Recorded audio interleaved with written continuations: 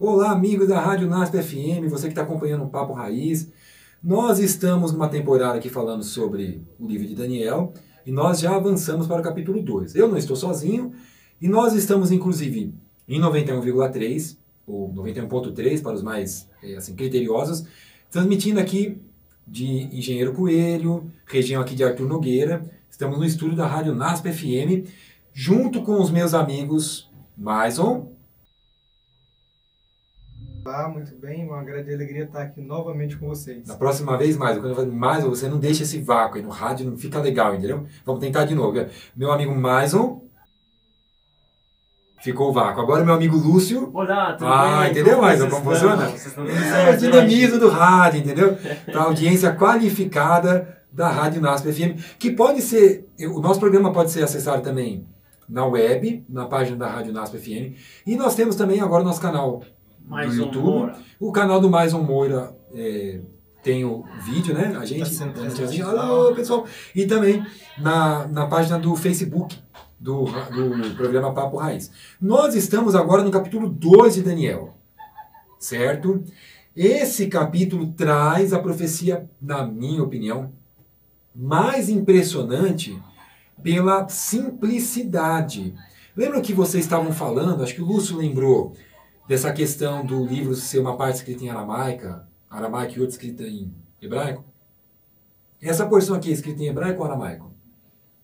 Hebraico. Errou! Hebraico. Você tem certeza? Não. Errou!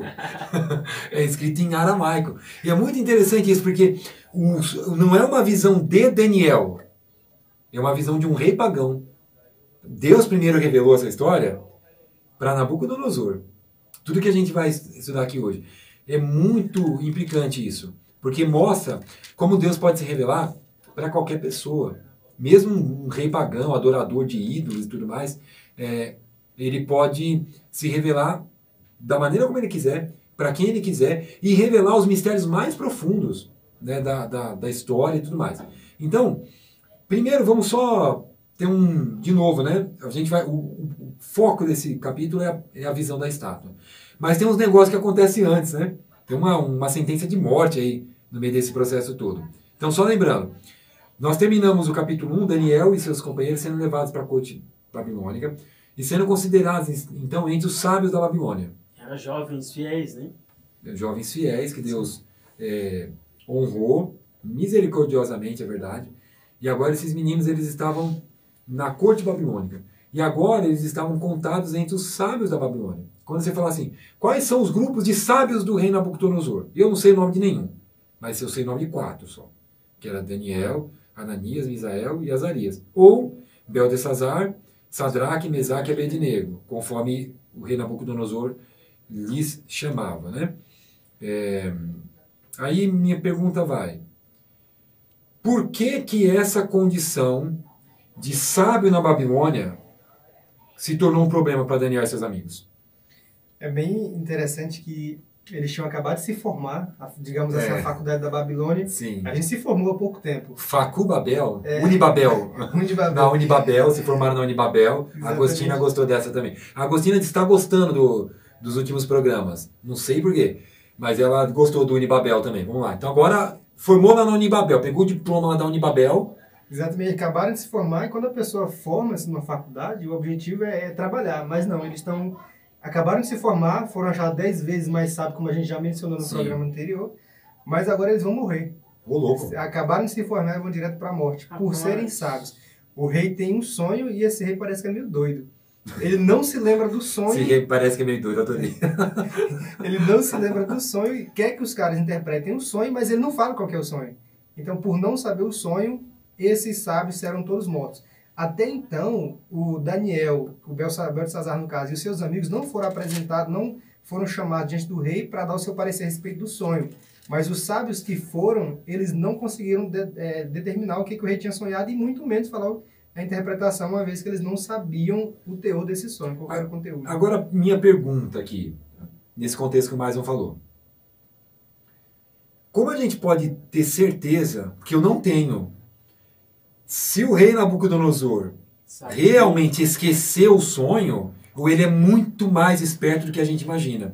Porque no verso 8, o rei responde para os sábios que estavam falando o seguinte: rei, o que o senhor está pedindo, nenhum rei pediu a nenhum mortal. Nós podemos interpretar o seu sonho, mas se o senhor não contar o sonho, não tem como nós sabermos. E o que o senhor está pedindo nunca foi pedido. E aí o rei fala assim, ó, verso 8, tornou o rei e disse: percebo que quereis ganhar tempo, porque verdes que o que eu disse está resolvido. Isto é, se não me fazeis saber o sonho, uma só sentença será vossa, pois combinastes palavras mentirosas e perversas para as proferirdes na minha presença, até que se mude a situação. Portanto, dizei-me o sonho, e saberei que me podeis dar-lhe a interpretação. Parece que o rei já estava meio cansado de ser ludibriado. Porque ele contava as coisas dele lá, os mistérios, os sonhos e tal, e os camaradas vinham com a tabelinha deles, de interpretação de sonho. Quando aparece ovelha no sonho, quer dizer isso, mais ou menos igual a gente usa na profecia, né? Mas eles tinham uma tabela enorme lá, os babilônios, de interpretação de sonho. E o rei falou, mas toda vez que eu conto o sonho, não acontece nada do que eles falam. E aí fica dúbio. Dá a impressão, no primeiro momento, que ele esqueceu, só quando ele joga isso, tendo esquecido ou não, ele fez de um jeito que deixou a dúvida na cabeça dos magos. Porque eles não poderiam ter inventado um sonho. Não, o rei esqueceu, eu vou inventar um sonho qualquer aqui, e aí ele não vai poder dizer se foi o que ele sonhou ou não, porque afinal de contas ele esqueceu. Por que os magos não fizeram isso? Eles não só poderiam, mas me parece que eles tinham o hábito de fazer isso. Parece que não era a primeira vez, né? Parece que não era a primeira vez. Então, quando o rei não fala o teor do sonho, eles ficam preocupados. Porque dificilmente você vai querer falar para um rei, um homem tão poderoso desse, a verdade na cara dele. O teu rei não vai passar. Ninguém é doido para fazer um negócio desse. A gente vê no passado o Natan com muita sabedoria repreendendo Davi. Verdade. Mas se o Natan tivesse sido besta na hora do comentário, tinha morrido. É verdade. Então os sábios, eles correm esse risco muito grande de morrerem. Então o rei não dá o sonho, e sonho naquela época para esses reis era muito importante, eles eram supersticiosos. Sempre tinha um significado, né? E não tinha sonho à toa, né? E não lembrar, além do sonho ser muito importante, não lembrar do sonho era um prenúncio de algo ruim. Certo. Então, o rei se preocupou mais ainda. Entendi. Por que você estava falando dessa questão de falar na cara do rei que ele ia ter problema, né? Se ele esquecer o sonho, segundo a magia lá dos babilônios, significava que era um sonho ruim. O sonho poderia não ser uma coisa boa, mas o esquecimento do sonho certamente não era algo bom. Entendi. E aí, nesse caso, o rei Nabucodonosor faz esse jogo dúbio de me conta o sonho, porque eu esqueci. Mas conta o sonho certo, que talvez eu me lembre. Então fica uma coisa tipo assim, se vocês inventarem um sonho, eu vou saber. E aí eles não se atrevem. Porque eles podem falar, não, o senhor rei sonhou com uma rádio, onde gravava um programa chamado Papo Raiz e tal. O rei ia falar, não, isso aí é mentira, eu não sonhei com nada disso. Vai morrer. Só que eles iam morrer de qualquer jeito. Eu vou falar um negócio, viu? Aqui. Se eu fosse um deles, eu inventava. Eu também. Porque ia morrer de qualquer jeito. Já estava inventando, pelo menos, vamos arriscar. Mas eles não se atreveram, aí eu vejo a sabedoria de Deus conduzindo aquilo ali, eles sequer se atreveram a inventar. Porque eles não tinham nada a perder. O rei já tinha determinado. Só ia apressar a morte dele. Se não acontecer do jeito que eu estou falando, vai todos os sábios morrer. E aí o que acontece? Quem que está entre os sábios? Daniel e os amigos. E os amigos dele. Você vê que Satanás está o tempo todo rivalizando com Deus? É como se Satanás dissesse, então seus queridinhos agora estão no meio dos meus sábios, porque eram dominados ali por religião satânica. Os seus queridinhos estão no meio dos meus sábios, olha o que eu faço com eles. E Satanás é tão antiético que ele não se importaria em exterminar todos os servos dele ali, nas magias, no paganismo, só para destruir o povo de Deus junto, né? Exatamente. E um detalhe muito importante também é que a gente já vai ver que ele decreta a morte, né? O Nabucodonosor. E fontes históricas mostram mesmo que na época tinha esse decreto de morte, né? Por exemplo, fonte histórica mostra que Dario matou todos os magos. Mostra também que Xerxes, ele matou todos os arquitetos, né? Os engenheiros da época que tinham construído uma ponte que abalou, né? Você quer um exemplo bíblico, até assim, apesar de da carnificina um exemplo positivo? Saul não mandou matar todas as feiticeiras? As feiticeiras. Ele mata os feiticeiros e os profetas também. E também depois mata os profetas, né? Mas aí é um caso dúbio, né? Por transtorno de personalidade ali, né? Mas, enfim, o decreto do rei era uma coisa que ia se cumprir. Né? Era mais certo na mente do povo se cumprir o decreto do rei do que a interpretação do sonho. Né? Exatamente. Assim, o decreto do rei, ninguém podia questionar. O decreto cumpria na vida de Daniel, os amigos dele. É verdade. Esse que é o grande Então agora detalhe. a vida de Daniel e seus amigos estava em jogo. Por um fio. É interessante que os caldeus, eles são, o Lúcio mencionou anteriormente nos outros programas, que o caldeu era o Babilônio, mas me parece que o caldeu é uma espécie diferente de Babilônio. É. E aí, Lúcio, quem são os caldeus, os babilônios eram caldeus. Os caldeus é o povo da região ali da Mesopotâmia mesmo, mas o caldeu ele tá mais, é um termo mais religioso do que um termo civil, de etnia. Ele está mais relacionado a uma prática, a um modo de vida, do que necessariamente a uma etnia. Então a etnia, eles eram babilônicos, eram mesopotâmios e tudo mais. Mas me parece, né, posso estar equivocado, que o termo caldeiro está mais relacionado à própria religião. É isso mesmo? Exatamente. Ixi, tá vendo? Ganhei nota 10 do estagiário aqui. Tem essa ligação. O que eu acho interessante nesse capítulo 2 é que nós vemos que o rei está com muita pressa. Ele quer de todas as maneiras que o sonho seja desvendado. Ele está angustiado. Está angustiado. E quando ele percebe que os caldeus, os sábios, estão enrolando, ele fica doido, fica possesso. Fala, vou matar todos vocês. Só que quando Daniel descobre que o rei está mandando matar todo mundo, Daniel toma providência, ele vai atrás de saber o que está acontecendo e ele pede tempo ao rei. E o rei que estava com tanta pressa, ele atende o pedido de Daniel. Por que será? Por que será, né? É isso que eu fiquei pensando também, né? Talvez Daniel já tinha mostrado uma vida exemplar. Talvez o rei já tinha visto em Daniel alguma coisa. Porque ele já tinha decretado na hora. Não, a gente vai matar se não me dar a revelação. Aí Daniel vai e pede o tempo. Há um detalhe muito importante que Daniel 2,14 fala que Daniel, avisada e prudentemente abordou Arioque, né? O homem que era encarregado de fazer as execuções, né? Abordando ele, falou, deixa eu falar com o rei. Então esse detalhe que o Daniel mesmo, o escritor, mostra aqui, avisado e prudentemente, Daniel já tinha... foi com humildade, né? Com humildade e mesmo tempo assim... Não foi assim, não tem nada com esses caras aí, por que eu vou... Não, pera um pouquinho, vamos... E é interessante que a atitude de Daniel não visava proteger só a vida dele, mas a vida de todos aqueles que estavam ameaçados. E outra coisa que é interessante a gente notar, embora Nabucodonosor ele seja sempre mostrado na Bíblia como um rei muito cruel, muito duro, ele é um homem muito justo.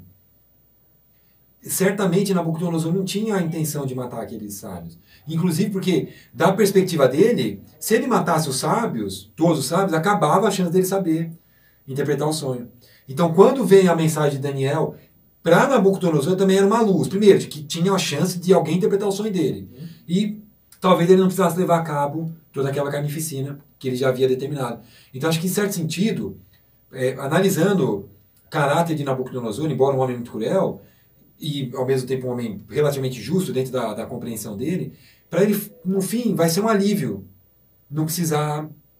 destruir todos aqueles sábios, né? Mas enfim, e qual que era o sonho? No fim das contas, Daniel foi, orou, junto com os amigos dele, e aí na mesma noite Deus deu o mesmo sonho para Daniel.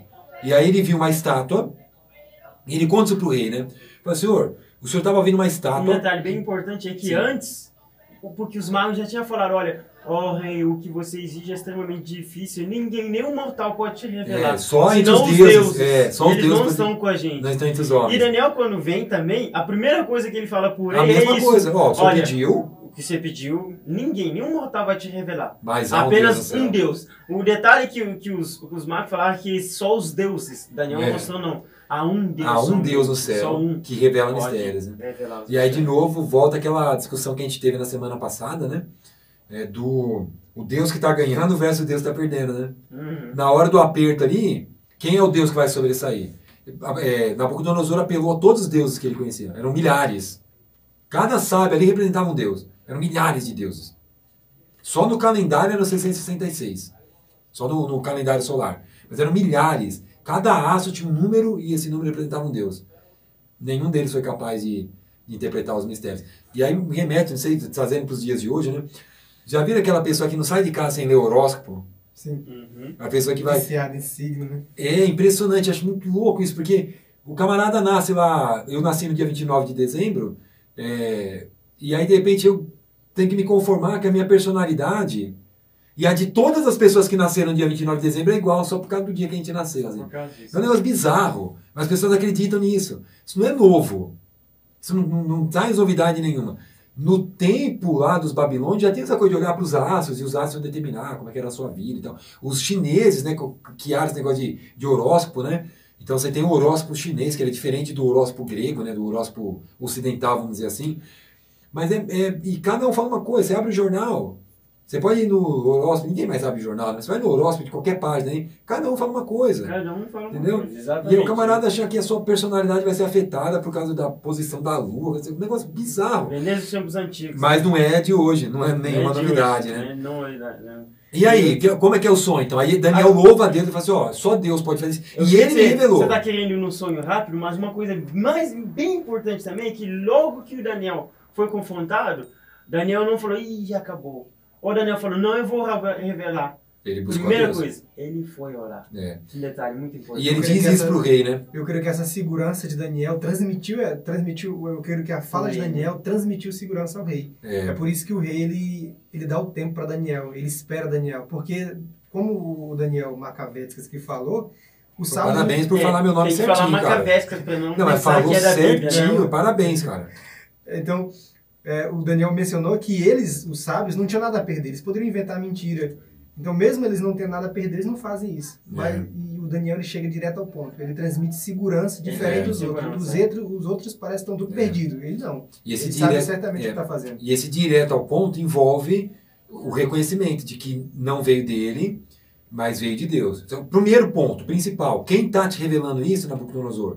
É o meu Deus. Olha aqui. O Deus do céu está falando com você. Você não acredita nele. Você zombou dele. Você acha que os seus deuses, e até você mesmo, é maior do que o Deus dos céus. Mas é o Deus dos céus que está te apavorando agora com essa imagem. Você está desesperado aí. É o Deus dos céus que fez isso. E é o mesmo Deus que vai revelar agora. Ele não conhecia ainda o sonho, mas ele sabia quem era Deus. Ele sabia que Deus podia revelar. E é muito interessante que o Daniel era um jovem nessa época. Né? Era um jovem. E hoje em dia os jovens eles usam sua juventude como desculpa para serem infiéis a Deus. Sim. E o Daniel, mesmo na sua juventude, ele foi fiel a Deus e sabia perfeitamente que poderia confiar em todos os aspectos que Deus iria ajudá-lo a resolver todos os problemas. Em nenhum momento ele pragueja, né? Tipo, ó, Deus me meteu nesse negócio aqui, agora eu vou morrer por causa desses sábios burros aí e tal. Não tem nenhuma lamenta, assim. Ele é sempre um homem de ação, né? Você não vê Daniel lamentando por nada, ele está o tempo todo em ação. Tem um problema, ele ora e age. Então, capítulo 1, ele orou, resolveu firmemente e foi lá falar com o chefe da cozinha. Ó, não vou comer esse negócio. Capítulo 2. Vem um problema, a vida ameaçada, ele ora e age. Vou lá me apresentar diante do rei. E você, ouvinte, e aí? Quando vem um problema, o que você faz? Você vai tentar resolver o problema, né? Ou você vai orar?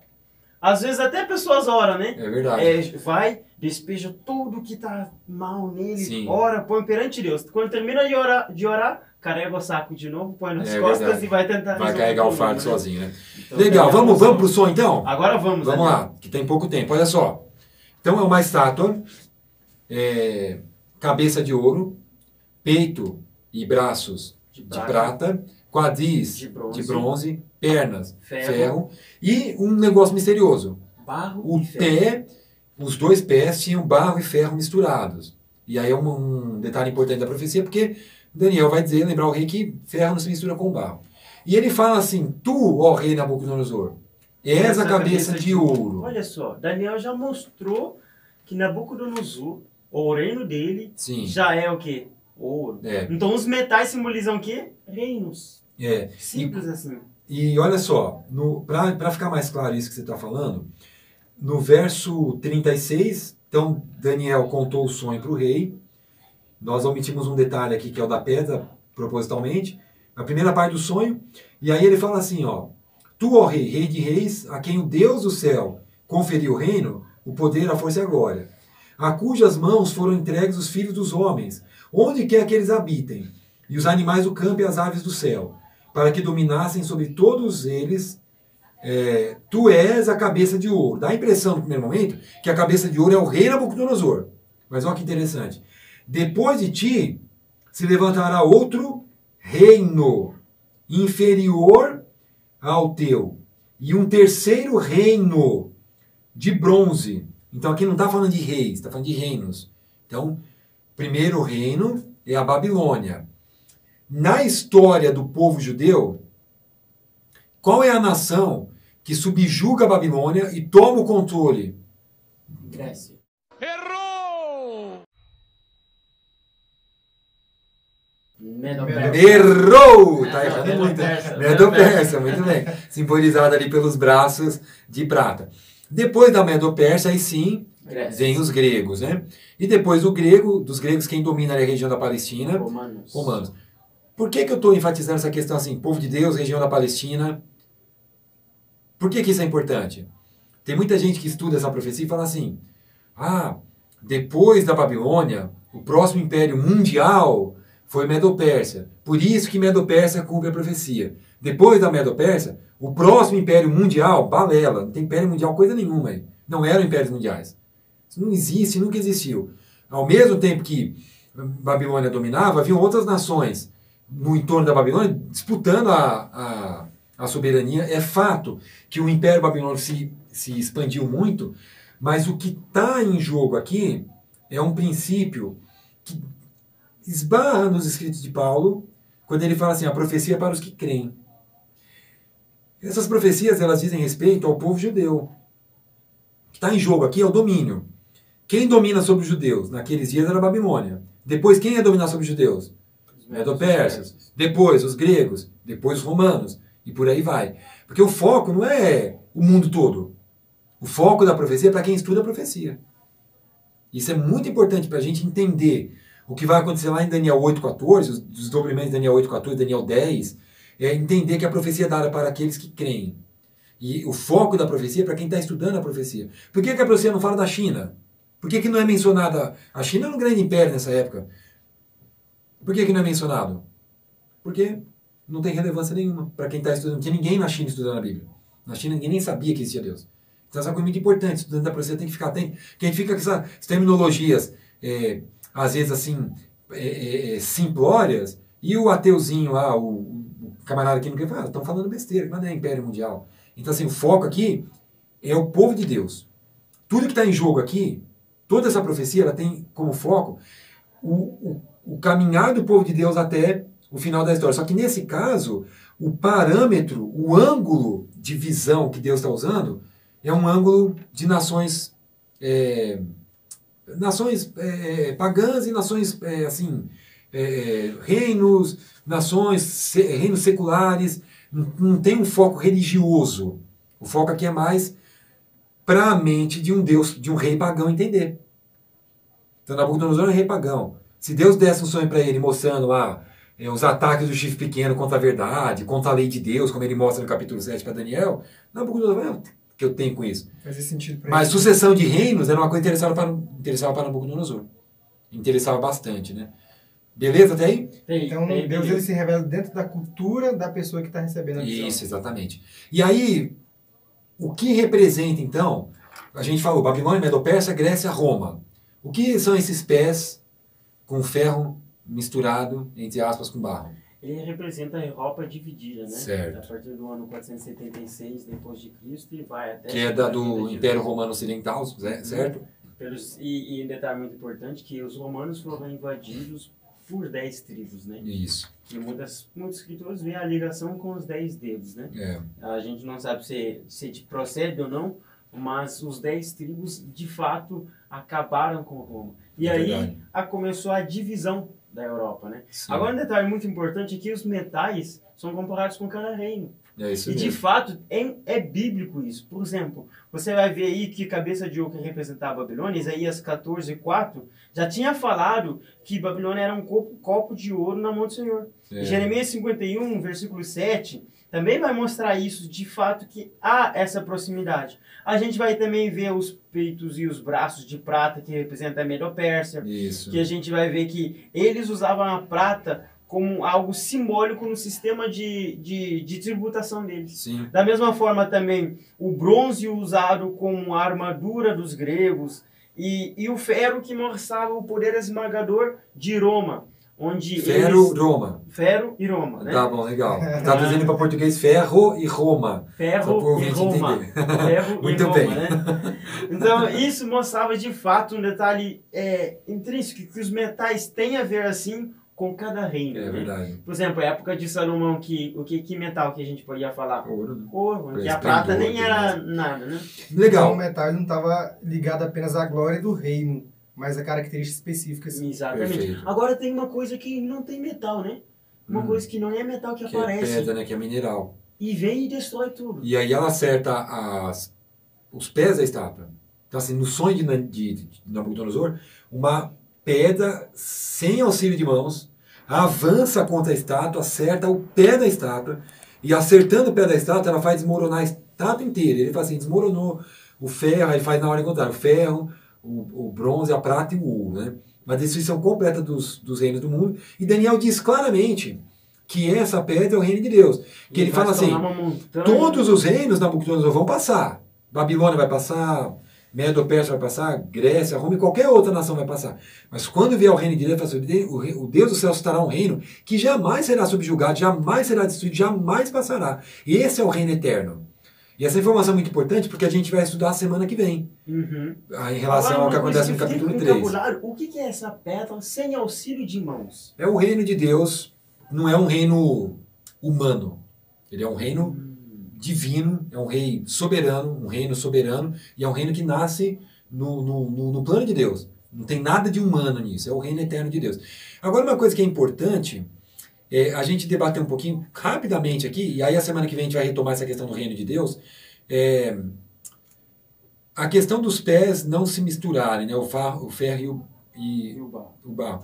Já houve tentativas? Desde 476 até hoje de reunificar a Europa? Teve, mediante casamentos, eles tentaram se unir. A gente vê alianças matrimoniais, a gente vê também que essa divisão ela prevalece e, de acordo com a profecia, nunca vai dar certo essa união. É verdade. Então eles permanecerão assim até que Deus estabeleça o reino eterno. Você sabe, Luz, que em 1945, quem olhasse para o mapa da Europa diria assim, o nazismo já venceu e já unificou a Europa.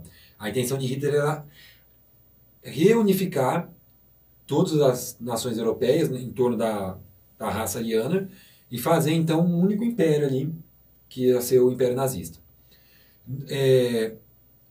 Os adventistas já naquela época, notadamente por terem uma abordagem historicista, eles criam que a Europa nunca mais ia se reunificar, baseado na profecia de Daniel 2. É interessante que em 1945, um editor da revista adventista nos Estados Unidos, chamado C.V. Maxwell, ele escreveu que Hitler não poderia concluir a sua vitória porque havia uma profecia dizendo que a Europa jamais seria unificada.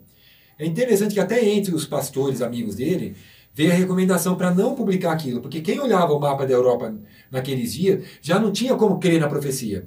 Era como se a profecia tivesse... era só capitular os ingleses e o sul da França. Isso, e o sul da França. Porque o resto já estava tudo dominado pelos nazistas. Toda a Europa já estava reunificada. Mas o Maxwell ele faz o seguinte, ele não só publica o estudo de Daniel 2, como ele ainda desafia os ouvintes a guardarem o número da revista. Fala assim, guardem essa edição da revista. Quando o Império Nazista cair, a gente volta a conversar. Porque a Bíblia está dizendo que jamais se unirão. E ele fala assim, ele até usa assim, uma das poucas vezes na Bíblia que aparece a expressão fiel e verdadeira. Daniel fala assim, a palavra profética é fiel e verdadeira. E aí o Maxwell faz o seguinte, pode guardar o que eu estou falando.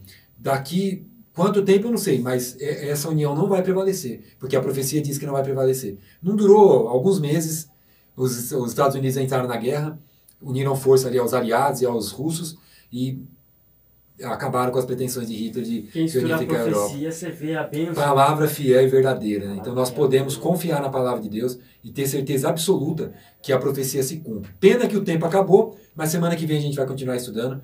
Um abraço a todos os nossos ouvintes, fiquem com Deus e até a semana que vem, se Deus quiser. Um abraço, pessoal. Tchauzinho assim, entendeu? Valeu, gente. Vou despedir agora.